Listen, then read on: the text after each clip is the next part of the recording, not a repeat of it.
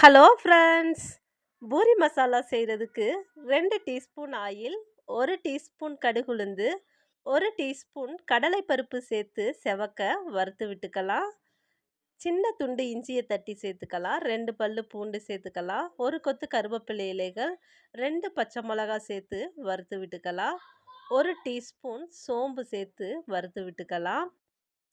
3 பெரிய வெங்காயம் கட் பண்ணி வச்சிருக்கேன். அதையும் சேர்த்து கண்ணாடி பதத்துக்கு வறுத்து விட்டுக்கலாம். தேவையான அளவு உப்பு சேர்த்துக்கலாம். 1/4 டீஸ்பூன் மஞ்சள் சேர்த்து வறுத்து விட்டுக்கலாம்.